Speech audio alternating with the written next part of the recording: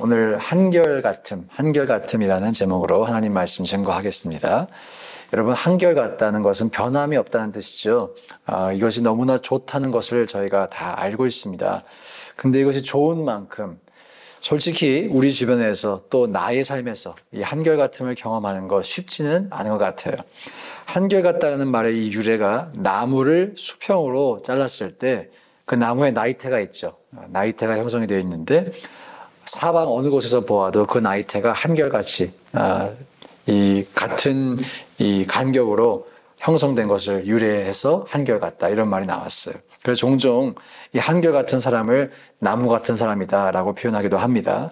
자, 이 한결같음 좋은데 내가 한결같아야 한다. 여러분 한결같으셔야죠. 이런 말 들으면 마음이 어떠세요? 솔직히 좀 부담이 안 될 수가 없습니다. 우리 스스로가 벌써 내가 한결같지 않다는 것을 좀 알고 있고요. 또 한결같은 게 좋다는 것도 알고 또 그렇게 살아야 하는 것도 아는데 그렇게 사는 게 쉽지 않다는 것을 알고 있기 때문이죠. 우리가 자주 변화합니다. 자, 그런데 그 와중에 참 다행인 사실이 있어요. 우리가 믿는 하나님은 한결같은 분이시라는 사실입니다. 변함이 없으시다는 사실이죠. 오늘 본문 19절 말씀 우리 한 번 더 읽어볼까요? 19절 시작. 하나님은 사람이 아니시니 거짓말을 하지 않으시고 인생이 아니시니 후회가 없으시도다. 어찌 그 말씀하신 바를 행하지 않으시며 하신 말씀을 실행하지 않으시랴. 이 본문은 분명하게 규정합니다. 첫째로 하나님은 거짓말 안 하세요. 둘째로 하나님은 후회가 없으시다. 다른 말로 돌이키지 않으신다는 것이죠. 세 번째, 하나님은 언행이 일치하십니다. 이것을 종합해보면 하나님은 변함이 없으시다. 한결같으시다. 라는 하나님에 대한 성품을 본문이 나타내주고 있어요. 그러면서 이 하나님에 대한 이야기를 하면서 사용하는 조건들이 있어요. 맨 앞에 하나님은 무엇이 아니래요? 사람이 아니시니. 사람과 다르다는 것입니다. 하나님과 달리 사람은 한결같지 않을 수도 있지만 하나님은 그 사람과 달라서 한결같으시다라는 의미예요.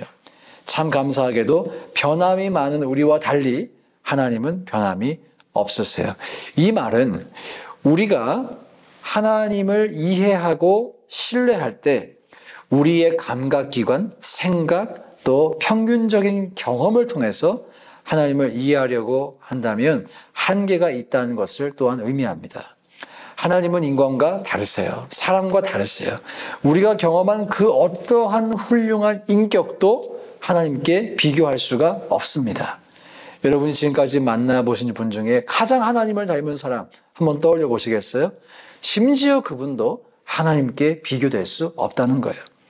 그래서 사람을 통해서 하나님의 사랑을 간접적으로 경험하는 것은 가능합니다. 또 사람을 통해서 하나님의 성품을 간접적으로 이해하고 이렇게 경험하는 것 가능해요. 또 사람을 통해서 하나님의 어떤 인자하심 간접적으로는 가능해요. 그러나 직접적으로 하나님을 알려면 사람을 통해서는 불가능해요. 하나님은 사람이 아니시기 때문에. 그러면 우리가 사람이 아니신 이 하나님을, 사람과는 도저히 차원이 다르신 이 하나님을 알고 믿으려면 어떻게 될까요? 경험을 통해서 알려고 하지 말고 믿어야 합니다. 믿음을 가져야 돼요. 말씀이 증거하는 하나님을 있는 그대로 믿어야 돼요. 성경이 말씀하는 하나님을 만나고 하나님을 믿는 원리는 선믿은 후 경험이에요. 먼저 믿고 말씀대로 믿고 그러면 경험하게 될 것이다. 믿음의 조상이었던 아브라함이 이렇게 하나님을 믿었어요. 그래서 하나님은 그를 의롭다고 여겨주셨습니다. 그런데 우리에게 익숙한 사고의 패턴이 있어요. 경험주의, 과학주의. 쉽게 말해 이것은 선경험 후 믿음입니다. 선믿음 후 경험이 아니라 선경험 후 믿음이에요. 물론 우리의 신앙이 성장할 때도 경험을 통해서 믿음이 성장하는 경우가 있어요. 우리도 종종 기도하고 기도 제목이 응답 받았을 때 하나님 살아계시구나 그런 고백을 하기도 합니다. 또 우리가 간증하기도 하죠. 요한복음에도 2장 11절에 보면 예수님이 갈릴리 가나에서 이 첫 표적을 행하신 후에 이런 구절이 있어요. 예수께서 이 첫 표적을 갈릴리 가나에서 행하여 그의 영광을 나타내심에 제자들이 그를 믿으니라. 경험하니까 믿음이 생기더라. 이런 구절도 있어요. 그런데 동일하게 예수님의 표적을 보고도 경험하고도 도리어 예수님을 죽이려고 했던 바리새인들도 있었어요. 경험하고도 그 경험이 믿음으로 이어지지 않은 것입니다. 그럼 도대체 이 제자들과 바리새인들의 차이가 무엇일까? 뭘까요? 제자들에게는 믿겠다라는 태도가 있었어요. 믿겠다라는 태도가 있었습니다. 선믿음 후 경험의 태도가 있었다는 거예요. 그렇기 때문에 경험이 믿음을 형성하는 데 사용될 수가 있었다는 것입니다. 반대로 바리새인들에게는 믿겠다는 태도 자체가 전혀 없었죠. 자, 사랑하는 여러분, 오늘 여러분의 마음을 점검해 보시기를 원합니다. 그리고 우리가 하나님을 믿겠다라고 하는 그 자세를, 태도를 가질 수 있기를 간절히 축복합니다. 그분의 성품을 믿기를 내가 받아들이겠다. 그 성품 속에는 우리를 향한 영원한 축복이 담겨 있는 줄 믿습니다. 그분의 성품 속에는 우리를 향한 영원한 약속이 담겨 있는 줄 믿습니다. 영원한 은혜와 사랑이 담겨 있는 줄 믿습니다. 이것을 믿는 것이죠. 그것을 믿는 것입니다. 그 믿음을 바탕으로 내 삶을 해석하는 것이지 내 삶의 경험을 바탕으로 하나님을 해석하려고 해서는 안 된다는 것이에요. 오늘 이 발락이 발악을 해요. 발락이 발악을 해요. 하나님 마음을 돌이키기 위해서 다른 곳으로 이동을 하자. 그러면 이스라엘이 다 보이지 않고 끝만 보일 거야. 조금만 보일 거야. 이 뷰를 바꿔서 다시 한번 도전하려고 합니다. 그리고 제단을 아주 정성스럽게 준비해요. 7 제단을 준비했어요. 완전수입니다. 하나님의 마음을 돌이키려고. 완전수. 각 제단에 수송아지와 순양을 드렸대요. 짐승만 14마리를 준비한 거죠. 그 당시 드릴 수 있는 최고의 예물을 드린 거예요. 이 발락이 발악을 하는 동안에 발람도 정신을 못 차리고 있어요. 아니 지금까지 이렇게 하나님의 역사를 경험했으면 여기서 그만 해봤자 안 된다. 해야지. 정신을 차렸어야지. 또 자기가 하나님께 무슨 말씀을 들어보겠다라고 지금 시도하죠. 이렇게 사람은 한결같지가 않습니다. 변합니다. 그러나 하나님은 돌이키시지 않으세요. 한 번 축복하기로 결정하신 자신의 자녀들을 끝까지 축복하셨어요. 한결같으셨어요. 자, 그리고 우리가 한번 여기서 질문해 보기를 원합니다. 하나님께서 왜 이렇게 한결같이 이스라엘을 축복하실까요? 이스라엘이 뭘 잘했습니까? 복받을 행동을 했습니까? 축복을 받을 만한 자격이 여러분 있어 보이십니까? 이스라엘이 한결같았습니까? 아니에요. 여전히 부족하죠. 여전히 실수하죠.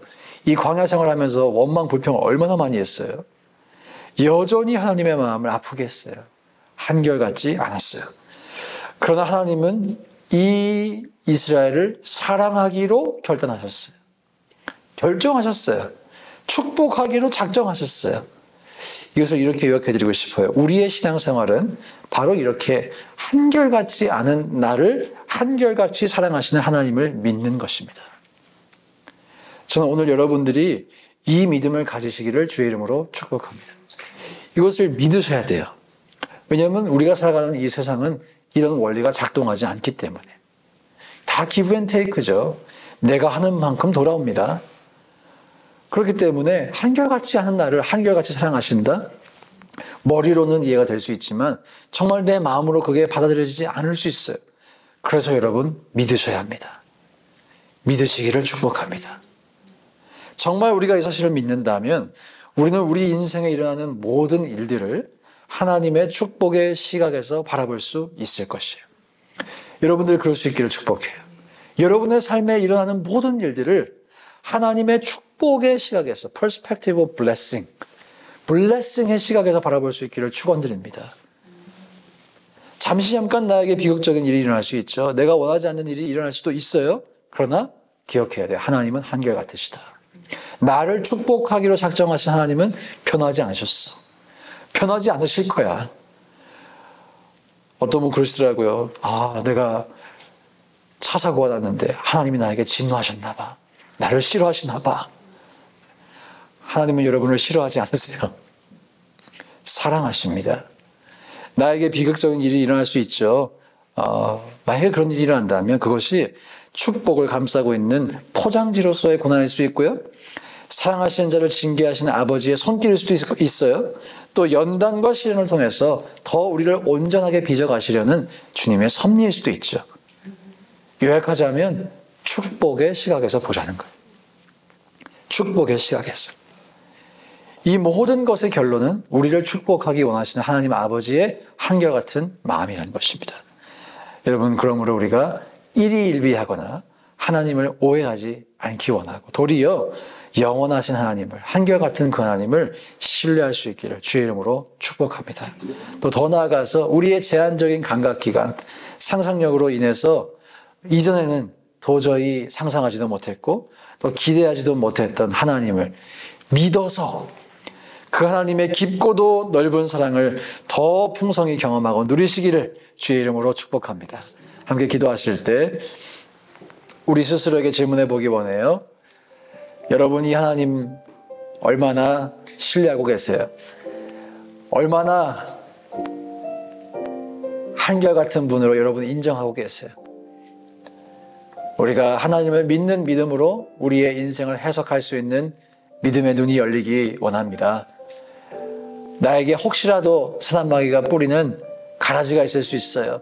너에게 일어나는 그 일, 하나님이 너를 싫어하기 때문이야. 너를 사랑하지 않기 때문이야.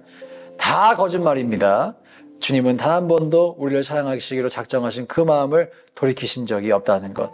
오늘 우리가 이 사실을 믿으며 믿음의 눈을 가질 수 있기를 함께 기도하며 나아가겠습니다. 기도합니다. 하나님 아버지,